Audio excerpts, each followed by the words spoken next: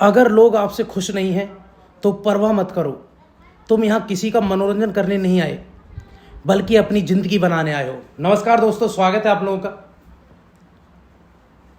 इतिहास की एक ताबड़तोड़ सीरीज हमने शुरू की हुई है और इसमें यूपीएससी और पीसीएस में जो क्वेश्चंस आते हैं, साथ साथ यूजीसी नेट वगैरह एग्ज़ाम का जितना बड़ा लेवल होगा वहाँ हमारे क्वेश्चन आपको उतना ही ज़्यादा हेल्प करेंगे। तो इतिहास के हमारे क्वेश्चन रहने वाले हैं। पहला क्वेश्चन है आप लोगों के सामने, कैलिको क्या था? बताइए क्या था कैलिको। बताएंगे आप लोग कि कैलिको किसे कहा जाता था। क्या है कैलिको? इंपॉर्टेंट क्वेश्चन है भैया। कैलिको क्या है, क्या था? मौसूल शहर में पाया जाने वाला एक प्रकार की सूती कपड़ा, कालीकट में पाया जाने वाला सूती वस्त्र, हवा फेंकने का यंत्र या छापेदार सूती कपड़ा। तो बताइए कालीकट किसे कहा जाता था, कैलिको किसे कहा जाता था? भैया कैलिको था कालीकट में पाया जाने वाला सूती वस्त्र। कालीकट में पाए जाने वाले सूती वस्त्र को भैया क्या कहते थे? उसको कहते थे कलीको। इंपॉर्टेंट क्वेश्चन है। कालीकट में जो सूती वस्त्र पाया जाता था उसके कलीके कहते थे। बहुत इंपॉर्टेंट क्वेश्चन है। और भैया इसकी बड़ी मांग थी, इराक शहर वगैरह में इसको बड़ी मांग थी, यूरोप के शहरों में इसकी। कालीकट से प्राप्त होने वाले वस्तु को ही क्या कहते थे? कैलिको। वहीं से ये शब्द प्रयोग हुआ भी है, याद रखना इंपॉर्टेंट है। अगले क्वेश्चन तरफ चल रहे हैं। अगला क्वेश्चन क्या है? अगला क्वेश्चन आप लोगों के सामने, यह एक प्रकार का बारीक मलमल है। तो ये याद रखना, कैलिको क्या था? कालीकट में पाए जाने एक प्रकार का सूती वस्त्र। अगला क्वेश्चन है, यह एक प्रकार का बारीक मलमल होता है जिस पर करघे में सजावटी चिन्ह बुने जाते हैं और इनका एक रंग प्राय सफ़ेद और सलेटी होता है। बंगाल में ढाका और संयुक्त प्रांत स्थित लखनऊ इसके बुनाई के सबसे महत्वपूर्ण केंद्र होते थे। तो बताइए कौन सा कपड़ा है वो, कौन से कपड़े के लिए कहा गया ये बात है? तो बताइए क्या है ये, किस चीज़ के लिए कहा? ये तो भैया क्या था? ये जामदानी था। ये क्या था? इसको जमादानी कहते थे।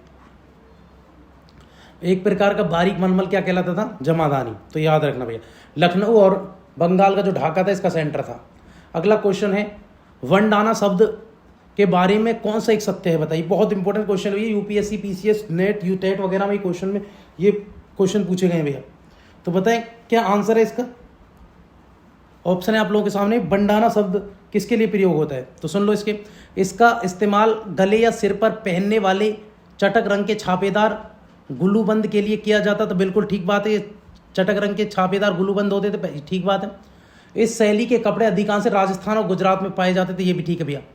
जो ये बड़ाना पाया जाता था ये गुजरात और राजस्थान में ही पाया जाता था। इसके दोनों सही है मेरे प्यारे बच्चों। इसके क्या है? इसके दोनों ही आंसर सही है। अगले क्वेश्चन तरफ चल रहे हैं हम। सत्य कथन नहीं है, बताओ इनमें से एक सत्य कथन नहीं होगा। और बताओ कौन सा सत्य नहीं है? 1 3 नहीं है, 2 4 नहीं है, 1 4 नहीं है, 2 3 नहीं है। तो गलत पूछा है, इसमें से गलत कौन सा रहने वाला है? तो भैया कैलिको अधिनियम 1720 में आया था। सही बात है, कैलिको अधिनियम 1720 में ही आया था। और कैलिको अधिनियम द्वारा भारतीय कपड़ों के आयात से प्रतिबंध किया गया। नहीं, कैलिको अधिनियम के द्वारा भारतीय कपड़ों के आयात से कहाँ प्रतिबंध था कि भारतीय कपड़ों से आयात? तो मंगा तो रहे थे भारतीय कपड़ों के आयात। तो ये तो गलत बात है, दूसरा तो गलत है। और देखते हैं, इस अधिनियम के द्वारा इंग्लैंड में छींटदार सूती कपड़े के इस्तेमाल पाबंदी लगाया गया। ठीक बात है भैया। इसके इस्तेमाल से अंग्रेजों ने जो छींटदार सूती कपड़े होता था उस पर बैन लगा दिया था। इसके तहत स्पिनिंग जेनी का आविष्कार किया गया। हाँ ये ठीक बात है। इसके तहत स्पिनिंग जेनिंग भाप इंजन जो होता था, मतलब स्पिनिंग जेनिंग पर जो मशीन होती थी जिससे ये बनता था कैलिको कपड़ा, तो उसका आविष्कार हो चुका था इस समय। तो भैया ये 2 और 4 सही हैं। सॉरी 2 और 4 गलत है, 1 और 3 सही है। 1 और 3 सही है भैया, 2 और 4 गलत है इसमें। अगले क्वेश्चन तरफ चल रहे हैं। अगला क्वेश्चन क्या कहता है? अगला क्वेश्चन है, स्प्रिंग जेनी का आविष्कार किसने किया था? बताओ स्प्रिंग जेनी का आविष्कार किसने किया था? इंपॉर्टेंट क्वेश्चन है, बताएं जल्दी से। तो स्प्रिंग जेनी का आविष्कार किसने किया? तो भैया माइकल फेराडे ने। स्प्रिंग जेनी का आविष्कार किसने किया था? माइकल फेराडे ने किया था स्प्रिंग जेनी का आविष्कार, स्प्रिंग जेनी। अगला क्वेश्चन है, सूची 1 को सूची 2 से मिलाइए। बहुत इंपॉर्टेंट क्वेश्चन है भैया। 2 सूची दी गई हैं आपको। एक तरफ आपको दिए गए हैं बुनकर और दूसरी तरफ बुनकर क्षेत्र दिए गए हैं, कहाँ कहाँ ये बुनाई होती थी। और दूसरी तरफ दिए गए हैं आप लोगों को बुनकरों के नाम, कि उन बुनकरों को क्या क्या नाम दिया जाता था। चल रहे हैं भैया क्वेश्चन है, बहुत इंपॉर्टेंट क्वेश्चन हैं सारे के सारे। चलो हम चल रहे हैं आगे।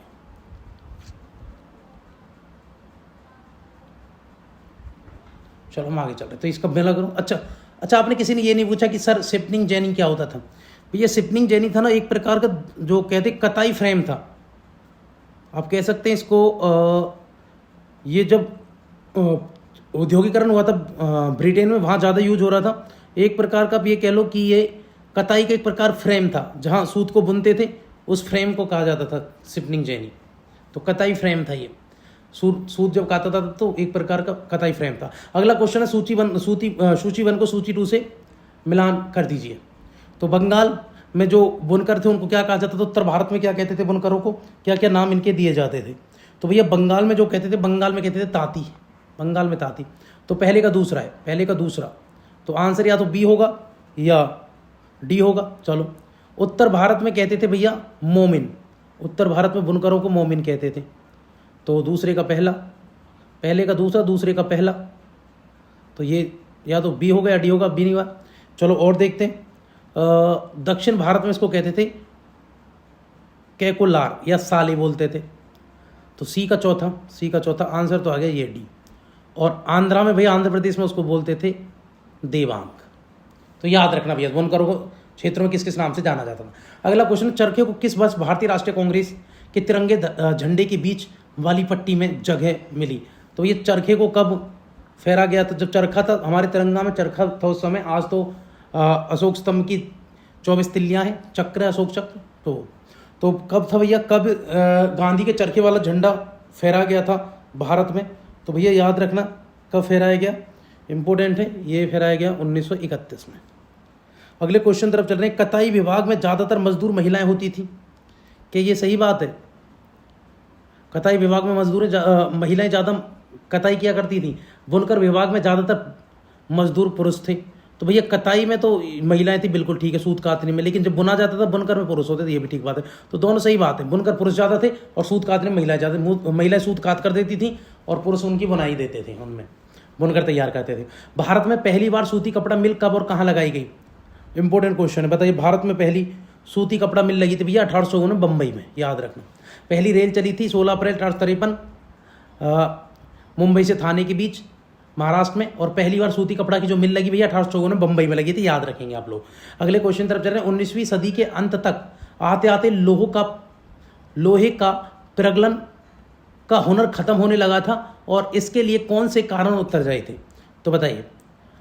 लोहे का प्रगलन, इन्होंने लोहे को गलाकर सामान बनाने की प्रथा को थोड़ा कम कर दिया, तो बताइए इसका क्या कारण था? नए वन कानून, भाई नए वन कानून बन गए थे, ठीक है, ज़्यादा कोयला आप लाएंगे नहीं, तो उससे फिर क्या था, लोहे को गलाने में ईंधन कम पड़ता था, ये सही बात है, बिल्कुल सही बात है ये। दूसरा, ब्रिटेन से लोहे और इस्पात का आयात होना शुरू कर दिया, ये भी ठीक बात है, ब्रिटेन से लोहा मंगाने लगे, फिर महंगा होने लगा। फिर वो कामगारों को अन्य क्षेत्रों में बेहतर रोजगार का अवसर मिला। नहीं, ऐसा कुछ नहीं था, अन्य क्षेत्रों में कहीं रोजगार नहीं थे उस समय। तो 1 2 सही है बस, 1 और 2 सही है, तीसरा गलत है। जमशेद नामक औद्योगिक शहर की जमशेद। चलो अगला क्वेश्चन क्या भैया, जमशेद शहर का, जमशेदपुर है ना वो, तो जमशेदपुर, टाइपिंग गलत, जमशेदपुर नामक औद्योगिक शहर की स्थापना इसी नदी के किनारे की गई थी। अच्छा, कौन सी नदी है वो? यहाँ Tata iron and steel company TISCO है की स्थापना हुई, बताओ।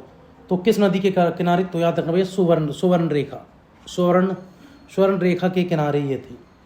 अगला क्वेश्चन है, विलियम जोन्स के बारे में कौन सा गलत है? गलत स्टेटमेंट पूछिए भैया।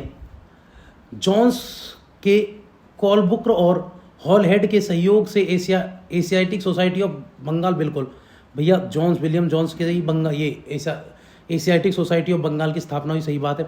इनकी भारतीय प्राचीन संस्कृति के प्रति गहरी आस्था थी और आदर, हाँ बिल्कुल, ये प्राचीन संस्कृति का आदर करता था विलियम जोन्स, सही बात है।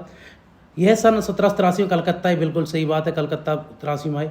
इन्होंने प्राच्यवाद का समर्थन नहीं किया, प्राच्यवाद का समर्थन किया तभी तो भारतीय संस्कृति से आस्था रख रहे हैं, उसका आदर कर रहे, तो चौथा वाला तो गलत हो गया, यही गलत है इनके बारे में। अगला क्वेश्चन है भैया, निम्न में से कौन आंग्लवादी विचारधारा का समर्थक था? आंग्लवादी विचारधारा या अंग्रेजों की विचारधारा का समर्थक था? तो बताइए इनमें से कौन था अंग्रेजी विचारधारा का समर्थक? इंपॉर्टेंट क्वेश्चन है। तो भैया जेम्स मिल, बिल्कुल अंग्रेजी इतिहासकार है। थॉमस वेलिंगटन, मैकाले पूरा ही अंग्रेज था, उस इंग्लिश को लाने वाला मैकाले ही है। 1853 में इसने इंग्लिश पढ़ाना भारत में कंपलसरी ही कर दिया था। तो दोनों हैं भैया, जेम्स मिल भी है और ये भी है थॉम्स बेविंगटन मैकाले।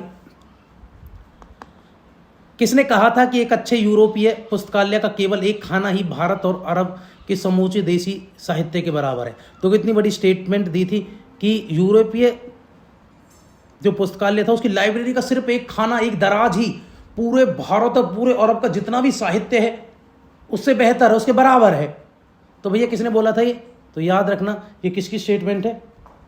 तो ये मैकाले ने बोला था। मैकाले बिल्कुल अंग्रेजी संस्कृति को ऊपर रखना चाह रहा था।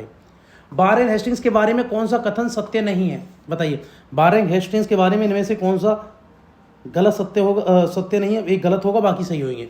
यह प्राच्यवादी का प्रमुख समर्थक था। बिल्कुल, वारेन हेस्टिंग्स अंग्रेज प्राच्यवादी कह लो, मतलब कि पुरानी चीज़ों की हमारी समर्थक था। ठीक है, वारेन हेस्टिंग्स का इतना कोई नहीं था, पर ये बंगाल को उसने लूटा, लेकिन प्राच्य संस्कृति का वो समर्थक था। 1781 में कलकत्ता मदरसे की स्थापना की। बिल्कुल ठीक बात, उसने 1700 कलकत्ता मदरसे की स्थापना की थी। वह बंगाल का प्रथम गवर्नर जनरल था। बिल्कुल, बंगाल का पहला गवर्नर जनरल वारेन हेस्टिंग्स से, पहला गवर्नर क्लाइव था, रॉबर्ट क्लाइव। भारत का पहला गवर्नर जनरल विलियम बेंटिक है और भारत का पहला वायसराय लॉर्ड कैनिंग है। स्वतंत्र भारत का पहला गवर्नर जनरल माउंटबेटन है और स्वतंत्र भारत का पहला भारतीय गवर्नर जनरल चक्रवर्ती राजगोपालाचार्य थे। अगला क्वेश्चन भी, अगला स्टेटमेंट है, उनके द्वारा स्थापित मदरसे में उन्होंने अरबी, फारसी, इस्लामिक कानूनों को बढ़ावा देते हुए अंग्रेजी के साथ साथ इन वर्नाकुलर भाषाओं का भी प्रयोग किया। ऐसा कुछ नहीं था, ऐसा इन्होंने कोई इतना प्रयोग नहीं किया, तो यही गलत है इनके बारे में।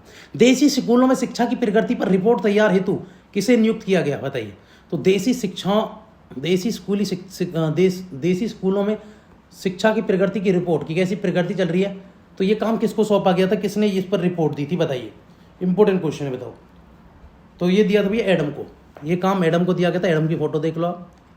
अगला क्वेश्चन, किसने कहा था कि उपनिवेशिक शिक्षा में विष भरा है, ये पापपूर्ण है, इसने भारतीयों को दास बना दिया है?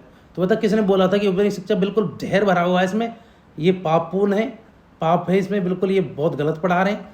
और दूसरा, इन्होंने भारतीयों को दास बना के रख दिया इस शिक्षा के तहत, औपनिवेशिक शिक्षा के तहत। तो बताइए किसने कहा था? तो ये महात्मा गांधी जी ने कहा था। देखो फोटो भी आप देख लो महात्मा गांधी जी की, महात्मा गांधी ने सब बोला था। अगले क्वेश्चन की तरफ लेके चलूंगा आपको। अगला क्वेश्चन क्या कहता है? अगला क्वेश्चन है शांति निकेतन के बारे में सत्य कथन है। तो बताइए इनमें से शांति निकेतन के बारे में एक कथन सत्य होगा। अब स्टेटमेंट एक से ज़्यादा भी हो सकता है, देखो 1 2 भी लिखा हुआ है, केवल एक भी लिखा हुआ है, 1 2 ना 1 ना 2।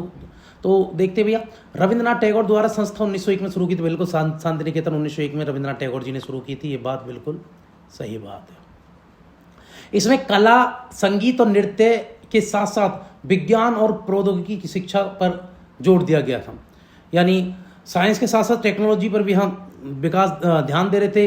डांस पे भी, म्यूजिक पे भी, आर्ट्स पे भी, सब पे ध्यान दिया जा रहा था। ये सही बात है।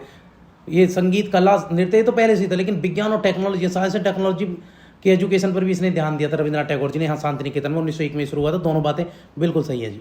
अगले क्वेश्चन तरफ चल रहे हैं। अगला क्वेश्चन है, गांधी जी सभ्यता और मशीनों व प्रौद्योगिकी की उपासना के कट्टर आलोचक थे।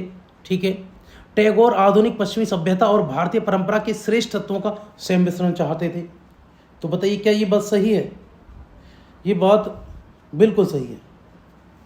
गांधी जी तो भैया बिल्कुल विरोधी थे मशीनों के उद्योग। वो तो कहते गांव का विकास होना चाहिए, ग्रामीण विकास होना चाहिए। अगर गांव का विकास होगा तभी भारत में राम राज आएगा। और टैगोर जी चाहते थे भैया अपनी संस्कृति को विकास करो, लेकिन साथ साथ अंग्रेजों की जो अच्छी चीजें उनको भी अपना लो। तो भैया दोनों बातें बिल्कुल ठीक है। गांधी जी अपनी जगह ठीक थे, क्योंकि वो कह रहे थे अगर आएंगे तो विचार समाएंगे तो अपनी संस्कृति को भूल जाएंगे। लेकिन रविंद्रनाथ टैगोर के दोनों का सम्मिश्रण भी होना चाहिए ना, वो दोनों की सम्मिश्रण पे बात कर रहे थे। दोनों अच्छी चीज़ें उनके लिए लो, अपनी तो चली नहीं है, दोनों को मिला दो, ये था। लेकिन गांधी जी कहते हैं अगर वो चीज़ें आएंगी तो हम कहीं ना कहीं अपने कल्चर को खो देंगे, है ना। अगले क्वेश्चन तरफ चल रहे हैं। प्रश्न, उन्होंने कलकत्ता में ब्रह्म सभा नामक सुधारवादी संगठन को बनाया। सही बात है। वे देश में पश्चिमी शिक्षा का प्रसार करने और महिलाओं के लिए ज़्यादा स्वतंत्रता, समानता की पक्ष रखते। बिल्कुल था। सती प्रथा को भी रोका उन्होंने 1829 में विलियम बेंटिक के साथ मिलकर। उन्होंने यह सिद्ध किया कि प्राचीन ग्रंथों में विधवाओं को जलाने की अनुमति कहीं नहीं दी गई। तो ये सारी बातें राजा राम मोहन राय जी की हैं भैया। राजा राम मोहन राय को राजा की उपाधि किसने दी? अकबर द्वितीय ने दी थी, मुगल बादशाह अकबर द्वितीय ने। अगला क्वेश्चन, विधवा विवाह के पक्ष में कानून कब आया? तो बताइए, विधवा पुनर्विवाह कानून कब आया था? 1856 में आया था। तो याद रखना, विधवा पुनर्विवाह विधवा पुनर्विवाह अधिनियम कब आया था भैया? 1856 में आया ये। और ये भी समझना आप, वॉयसराय कौन था? तो वॉयसराय था भैया लॉर्ड कैनिंग। वॉयसराय कौन था? वॉयसराय था लॉर्ड कैनिंग था। अगले क्वेश्चन तरफ चल रहे हैं। विधवा विवाह के समर्थक थे, तो भैया किसकी हेल्प से? लॉर्ड कैनिंग ने ईश्वरचंद्र विद्यासागर की हेल्प से विधवा पुनर्विवाह को बढ़ाया था। मैं कौन सा वॉयसराय था? वॉयसराय। और वॉयसराय क्या था उस समय? गवर्नर जनरल होते थे। वॉयसराय मैंने लिख दिया, इसको ठीक कर लेना। गवर्नर जनरल होते थे ना, तो कौन सा था? कैनिंग। और कैनिंग की हेल्प किसने की थी? कौन सा विधवा विवाह के समर्थक था? ईश्वरचंद्र विद्यासागर थे भैया। अगला क्वेश्चन है, अच्छा ये और भी है, मैंने सिर्फ एक देखा ईश्वरचंद्र विद्यासागर, लेकिन ईश्वरचंद्र विद्यासागर के अलावा इनमें और भी व्यक्ति थे जो लगातार इन चीज़ों का समर्थन कर रहे थे। किसका? इन सब का। तो विधवा विवाह के समर्थक कौन थे भैया? ये सारे के सारे लोग ही विधवा विवाह के समर्थक थे, सारे थे। ईश्वरचंद्र विद्यासागर ने तो कानून पास करवा दिया, लेकिन ये चारों ही थे भैया। दयानंद सरस्वती भी चाहते थे विधवाओं का विवाह हो, ठीक है। ईश्वरचंद्र विद्यासागर भी, वीरेशलिंगम पुंडलू भी कह रहे थे, राजा राम मोहन राय भी चाह रहे थे। तो सब ये भाई पंडित रमाबाई के बारे में कौन सा एक गलत है और बाकी सब सही होंगे? पंडित रमाबाई के बारे में तो देखते, पंडित रमाबाई के बारे में इनमें से कौन सा एक ही स्टेटमेंट गलत होगी, बाकी सारी सही होंगी।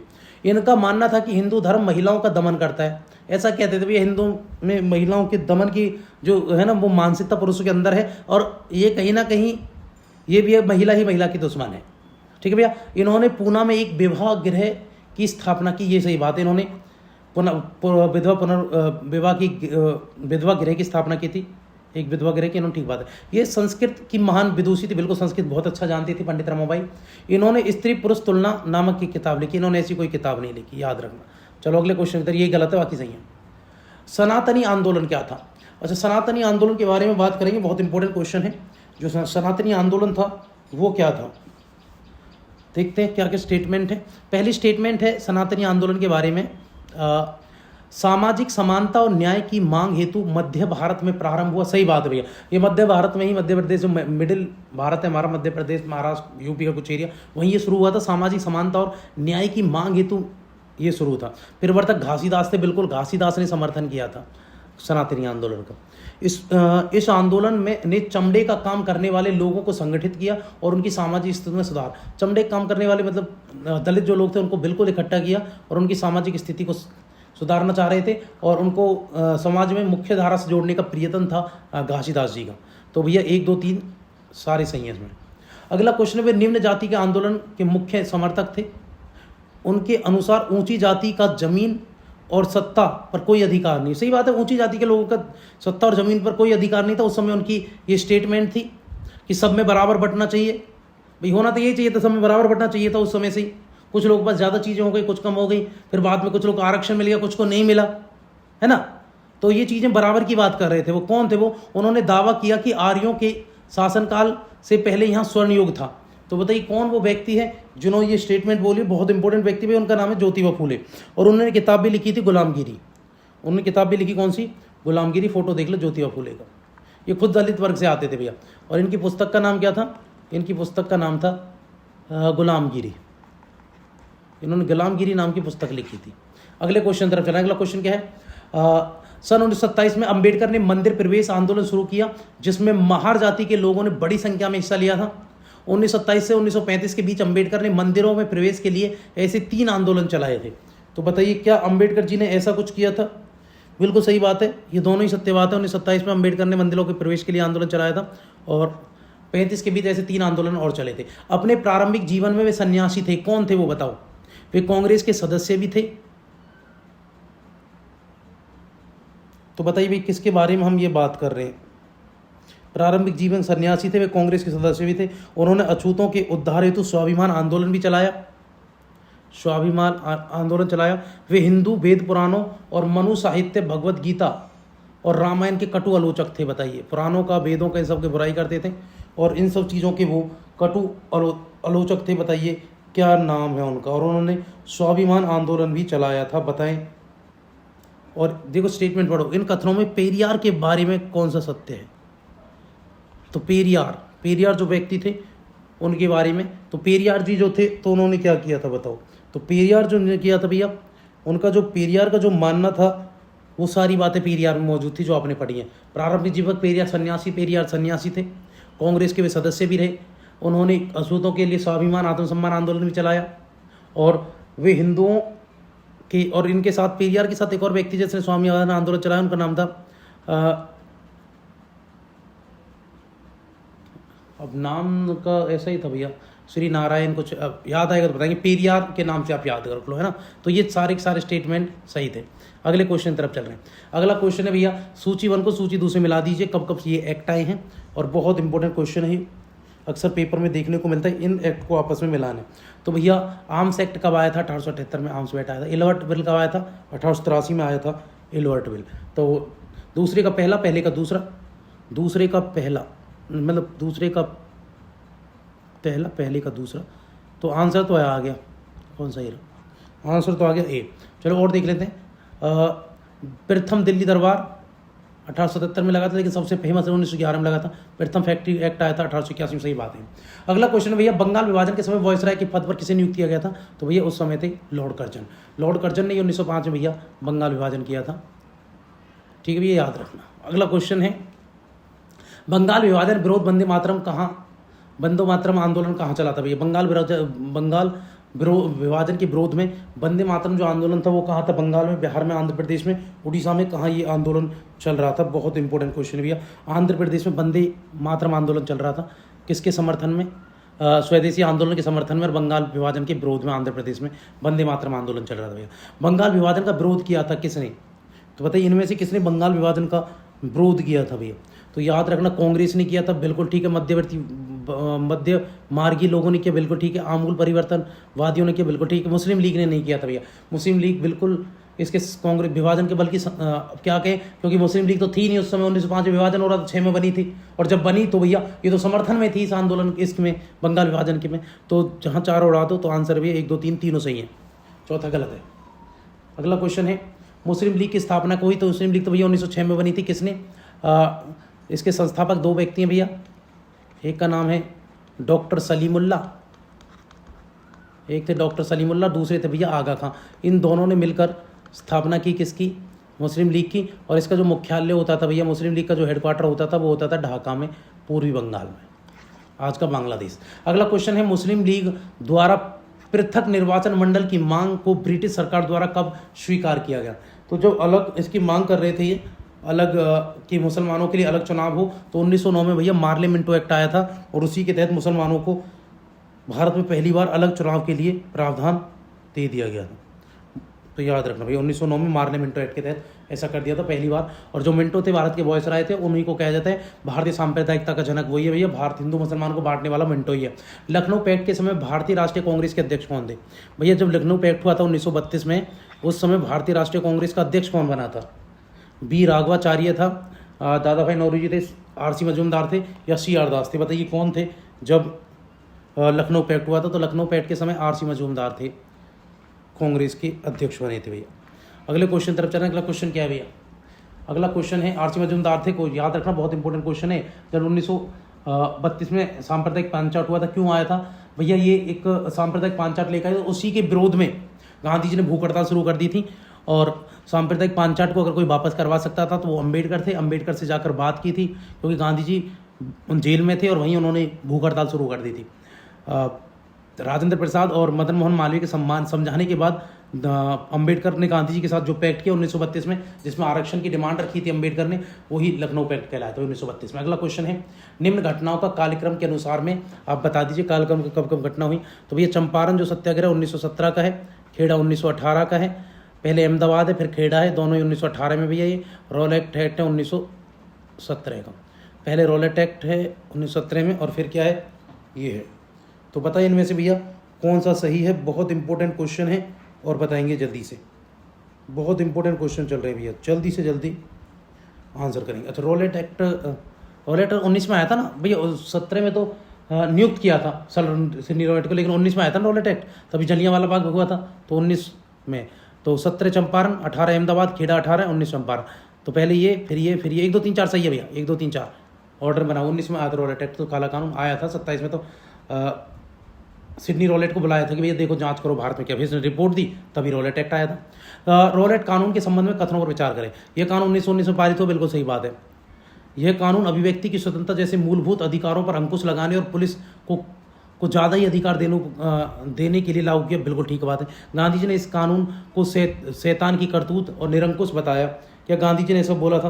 बिल्कुल, गांधी ये सजा जाते हैं, काला कानून भी बोला गांधी ने, शैतान की करतूत भी बोला था इसको। तो भैया ये तीनों ही सही बातें हैं। अगला क्वेश्चन, रॉलेट सत्याग्रह के संबंध में असत्य कथन बताएं। तो बताइए इनमें से कौन सा असत्य है यानी गलत है। तो असत्य देखते भैया, गांधी जी ने रॉलेट सत्याग्रह कानून का विरोध करने के लिए 6 अप्रैल 1919 को अहिंसक विरोध दिवस के रूप में मनाए जाने का अनुरोध किया था। क्या गांधी जी ने सब बोला था कि रॉलेट एक्ट के विरोध में पूरा अहिंसक तरीके से हम उतरेंगे? क्या ऐसा गांधी जी की कोई स्टेटमेंट थी कि गांधी जी ने रॉलेट सत्याग्रह के विरोध में 6 अप्रैल 19 को अहिंसक विरोध दिवस के रूप में मनाए जाने का अनुरोध किया? हाँ, गांधी जी ने, अब ये तो नहीं कह सकता अनुरोध अहिंसक रूप पर, लेकिन गांधी जी ने भाई अनुरोध तो किया था 6 अप्रैल में, पूरे भारत में हड़तालें हुई थी, तो ये सही बात मानी जाएगी। यह ब्रिटिश भारत के खिलाफ प्रथम अखिल भारतीय संघर्ष था, बिल्कुल सही बात है। यह शहरों तक सीमित था, हाँ शहरों में ही ज़्यादातर रॉलेट एक्ट का विरोध। रविंद्रनाथ टैगोर ने अपनी नाइटहुड की उपाधि त्यागी थी, नहीं भैया वो जलियांवाला बाग हत्याकांड के लिए त्यागी थी, यही गलत है इसमें। जलियांवाला बाग हत्याकांड के लिए त्यागी थी, ना कि रॉलेट सत्याग्रह के लिए। अगला क्वेश्चन, जलियांवाला बाग हत्याकांड कब हुई थी भैया? तो याद रखना ये हुई थी 13 अप्रैल 1919, छुट्टी का वो दिन 13 अप्रैल 1919 को हुई थी भैया जलियांवाला बाग हत्याकांड। जलियांवाला बाग कहाँ है भैया? अमृतसर में है। और अमृतसर कहाँ है? अमृतसर में बच्चों पंजाब में। अच्छा ये बताना कुछ क्यों वहाँ लोग इकट्ठे हुए, कुछ लोग क्यों गए थे? एक त्यौहार मनाने लोग गए थे, कौन सा बैसाखी का त्यौहार मनाने लोग गए थे, कुछ लोग शांतिपूर्ण सभा करने गए थे, है ना। जनरल डायर का संबंध किस घटना से जुड़ा हुआ है? तो जनरल डायर का संबंध जुड़ा हुआ भैया किससे? रॉलेट एक्ट से, खिलाफत आंदोलन से, रहमत अली से, या आर्म्स एक्ट से? बताइए जनरल डायर का जो संबंध है वो किससे है? तो जनरल डायर का संबंध भैया जलियांवाला बाग हत्याकांड से, ऑप्शन में नहीं है। जलियांवाला बाग हत्याकांड, ये इसमें ये आंसर होना चाहिए, यही आंसर है। जलियांवाला बाग में गोली चलवाई थी ना, ऑप्शन ही नहीं दिया, तो छोड़ो इसको, आगे चल रहे हैं। अगला क्वेश्चन क्या है? अगला क्वेश्चन है खिलाफत आंदोलन के प्रमुख नेता कौन थे? बताइए। तो भैया दोनों भाई थे, मोहम्मद अली, शौकत अली, जिनको अली बंधु कहते थे, ये थे खिलाफत आंदोलन। खिलाफत आंदोलन कब हुआ था भैया? याद रखना 1919 में हुआ था। किसको? खलीफा के पद को लेकर, खलीफा के पद को बचाने के लिए भैया भारत में भी आंदोलन शुरू हुए। अंग्रेज खलीफा के पद को समाप्त कर रहे थे पहला विश्व युद्ध जीतने के बाद, क्योंकि तुर्की पहले विश्व युद्ध में ब्रिटेन के खिलाफ लड़ा था। ब्रिटेन जब जीता तो कहा तुर्की को छोटा तुर्की बनाएंगे, इसके क्षेत्रों पे कब्जा करेंगे, साथ साथ जो खलीफा वहाँ रूल कर रहा है खलीफा के पद को समाप्त करेंगे। यही बात, इसी घोषणा को सुनकर पूरी दुनिया के मुसलमान अंग्रेजों के खिलाफ हो गए, और भारत में भी 2 भाइयों ने, मुस्लिम थे, अंग्रेजों के खिलाफ आंदोलन शुरू कर दिया, जिसको कहा गया खिलाफत आंदोलन। याद रखना भैया 1919 में 2 भाई जिनको अली बंधु कहते थे, किस नाम से जाने जाते थे ये दोनों? अली बंधु थे भैया, मोहम्मद अली, शौकत अली के नाम से। ऐसे बंधु बहुत फेमस है भैया, जैसे राइट ब्रदर्स, राइट बंधु जिन्होंने एरोप्लेन चलाया, बर्टन बंधु जिसने भारत में पटरियाँ बिछाई, सैयद बंधु जिनको किंग मेकर कहा जाता है, कई मुस्लिम राजा उन्होंने बनाए। तो ऐसे बंधुओं के नाम से बहुत फेमस है। ऐसे कई भाई हुए थे जिन्होंने इतिहास में कुछ ना कुछ कारनामे करके अपना नाम दर्ज कराया, ऐतिहासिक कारनामा। मुस्लिम लीग ने प्रत्यक्ष कार्रवाई दिवस कब मनाया? बताओ। डायरेक्ट एक्शन डे भैया 16 अगस्त 1946 को। क्यों बनाया था भैया? 1946 में आया था, मार्च 1946 में आया था कैबिनेट मिशन, और कैबिनेट मिशन में कहीं भी पाकिस्तान बनाने की बात नहीं थी। मुस्लिम लीग नाराज हो गई और उसने पूरे भारत में प्रत्यक्ष कार्रवाई दिवस डायरेक्ट एक्शन डे बना दिया। और जहाँ भैया जिन्ना ने और मोहम्मद इकबाल ने जहाँ मुस्लिम आबादी ज़्यादा थी वहाँ हेट स्पीच दी, भड़काऊ भाषण दिए और मुसलमानों को भड़का दिया, मुसलमानों ने हिंदुओं पर अटैक किया, वापस हिंदू और मुसलमानों पर अटैक किया। पूरे भारत में भैया 16 अगस्त से लेकर 15 अगस्त 1947 तक बहुत बड़े दंगे, उसके बाद भी 1 साल और दंगे, 2 साल दंगे, भारत पूरा दंगों में झुलस गया। अगला क्वेश्चन है 1947 के प्रांतीय चुनाव के बाद कांग्रेस मंत्रिमंडल का कार्यकाल कितना था? बताइए जल्दी। तो भैया आज़ादी ऐसी नहीं मिली, बहुत लोगों ने प्राण दिए हैं, आत्म सम्मान दिया है, प्राण दिए हैं, अपने खोए हैं, खुद के अब ये कह लो कि भैया त्याग बहुत दिया है। अगला 1947 के प्रांतीय चुनाव में कांग्रेस मंत्रिमंडल का कार्यकाल कितना था? बताइए कितने समय के लिए ये थे? फिर उन्होंने भैया त्याग पत्र दे दिया था सबने। तो 1937 के मंत्रिमंडल में कितने दिन? 28 महीने का ही भैया क्या था इनका कार्यकाल था। अगला क्वेश्चन, सूची 1 को सूची 2 से मिला दीजिए भैया, करिए मिलान। भैया संविधान सभा का चुनाव कब हुआ था? तो संविधान सभा का चुनाव हुआ था भैया जुलाई 1946 1946 में, है ना, चुनाव हुआ था। ठीक है। उसके बाद सीधी कार्रवाई दिवस कब थी भैया? अगस्त में, 16 अगस्त 1946। तो भैया पहले का चौथा, दूसरे का तीसरा, पहले का चौथा, दूसरे का तीसरा, तो आंसर तो ये आ गया 2 मिलाने से। तीसरे का भैया आंतरिक सरकार का गठन कब हुआ था? तो ये हुआ था सितंबर में 1946 में। एटली घोषणा कब थी? फरवरी 1947 में। चलो अगला क्वेश्चन है, कांग्रेस के किस अधिवेशन में पहली बार महिलाओं ने भाग लिया? बताओ, कांग्रेस के किस अधिवेशन में पहली बार महिलाएं भी शामिल की गई? बहुत इंपॉर्टेंट क्वेश्चन भैया, महिलाओं ने भाग लिया था, बहुत इंपॉर्टेंट क्वेश्चन। तो कांग्रेस के किस अधिवेशन में पहली बार महिलाओं ने भाग लिया था? तो भैया याद रखना, 5वें अधिवेशन में लिया था, 1889 में, 5वां अधिवेशन। अगला क्वेश्चन है भैया, वीडियो को शेयर करना और ज़्यादा से ज़्यादा लोगों को जोड़ना। बहुत इंपॉर्टेंट क्लासेस चल रही हैं, बेहद इंपॉर्टेंट क्लास है भैया। आप शेयर नहीं करते हैं, आप जल्दी से जल्दी वीडियो को शेयर कर दो मेरे भाई, जल्दी से जल्दी शेयर कर दो। बहुत इंपॉर्टेंट क्वेश्चन हैं सारे के सारे। चलो हम चल रहे हैं अगले क्वेश्चन की तरफ। अगला क्वेश्चन क्या कहता है? अगला क्वेश्चन है भैया, आपको सुमेलित, इनमें से एक सुमेलित नहीं है, बाकी सारे के सारों का मिलान ठीक हुआ पड़ा है। तो देखो क्या सुमेलित नहीं है? कांग्रेस अधिवेशन जिसमें पहली बार वंदे मातरम गाया गया, 1896, बिल्कुल सही है, 1896। कलकत्ता अधिवेशन, अध्यक्ष था कौन जो पहली बार वंदे मातरम गाया गया? तो भैया पहली बार जब अध्यक्ष, तो उस समय कौन था? रहीमतुल्लाह सियानी नाम के एक मुस्लिम अध्यक्ष थे। कांग्रेस के अधिवेशन में पहली बार स्वराज शब्द का प्रयोग 1906 में, बिल्कुल, बाल गंगाधर तिलक ने दिया।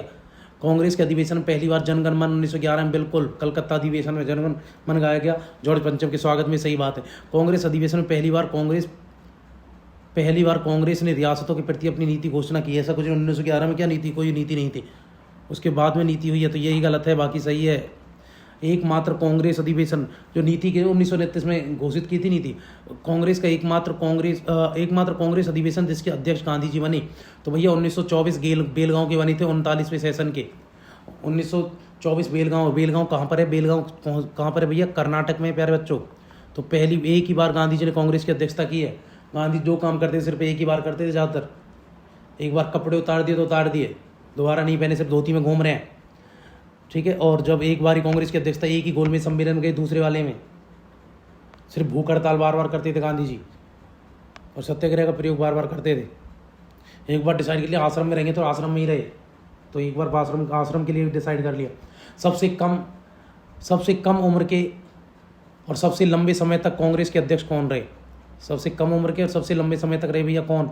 मौलाना अबुल कलाम आज़ाद 35 वर्ष की उम्र में कांग्रेस के अध्यक्ष बने थे, और 1940 से लेकर 45, 5 साल तक लगातार कांग्रेस के अध्यक्ष भी रहे। इसी बीच कोई भी चुनाव नहीं हुए थे, 5 साल के लिए अध्यक्ष, हर साल चुनाव होते थे, लेकिन तब नहीं हुए। अगले क्वेश्चन की तरफ चल रहे हैं भैया। आपको स्टेटमेंट दी हुई है और ये पूछा गया है कि जो ये स्टेटमेंट थी ये किस अधिवेशन के लिए है? तो भैया एक है, इसकी अध्यक्षता प्रथम भारतीय महिला अध्यक्ष द्वारा की गई थी।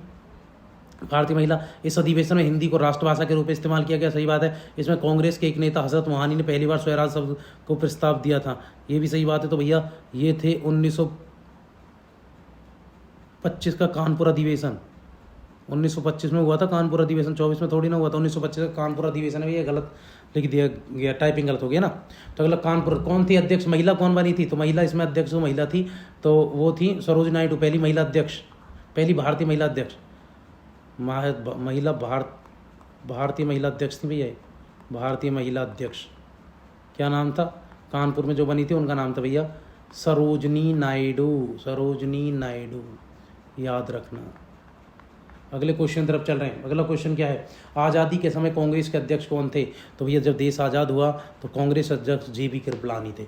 बहुत इंपॉर्टेंट क्वेश्चन है, वीडियो को लगातार शेयर कर दो और ज़्यादा से ज़्यादा लोगों को जोड़ें।